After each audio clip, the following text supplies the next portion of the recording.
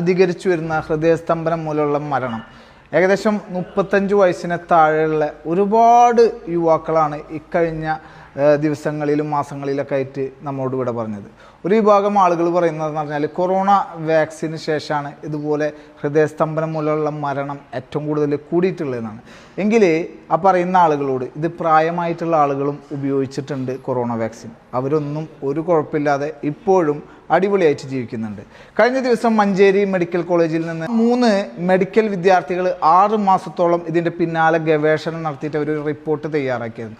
അതിൽ വ്യക്തമായിട്ട് ചൂണ്ടിക്കാണിക്കണമെന്ന് പറഞ്ഞാൽ നമ്മൾ അമിതമായിട്ടുള്ള ഭക്ഷണം കഴിച്ചിട്ട് നമ്മൾ ഉറങ്ങുമ്പോൾ നമ്മളെ ഹൃദയം ഓവർ പണിയെടുക്കുന്നത് ഇത് ഡൈജഷൻ ആക്കാൻ വേണ്ടിയിട്ട്. നമ്മൾ രാത്രി കാലങ്ങളിൽ 10 to 6 ഉള്ളിലാണ് ഏറ്റവും കൂടുതൽ ഹൃദയസ്തംഭനം മൂലം മരണമടയുന്നത്. അതുകൊണ്ട് ഉറങ്ങുന്നതിന് തൊട്ട് മുമ്പ് ഒരിക്കലും ഭക്ഷണം കഴിക്കാതിരിക്കുക. രാത്രി കാലങ്ങളിൽ ഹെവി ആയിട്ടുള്ള ഭക്ഷണങ്ങൾ മാക്സിമം ഒഴിവാക്കുക. അതിലവർ ചൂണ്ടിക്കാണിക്കുന്ന ഒരു വ്യക്തമായിട്ടുള്ള കാര്യമുണ്ട്. ഹൃദയസ്തംഭനം മൂലം മരണമടഞ്ഞ ചില ബോഡികൾ പോസ്റ്റ്മോർട്ടത്തിന് വിധേയമാക്കിയപ്പോൾ അതിൽ ദഹിക്കാത്ത എണ്ണയിൽ പൊരിച്ചിട്ടുള്ള ഇറച്ചി വരെ ഉണ്ടായിരുന്നു എന്ന് ആ പഠന റിപ്പോർട്ടിൽ വ്യക്തമായിട്ടുണ്ട്. അപ്പോൾ കൊറോണ വാക്സിൻ അല്ല എന്ന് നമ്മൾ മനസ്സിലാക്കണം. നമ്മളുടെ ലൈഫ് സ്റ്റൈലാണ്, ചിട്ടയില്ലാത്ത ഭക്ഷണ രീതിയാണ്. രാത്രി കാലങ്ങളിൽ ഹെവി ആയിട്ടുള്ള ഭക്ഷണങ്ങൾ മാക്സിമം നമ്മൾ ഒഴിവാക്കാൻ ശ്രമിക്കുക. വ്യായാമം ചെയ്യുക. Stay healthy, stay fit.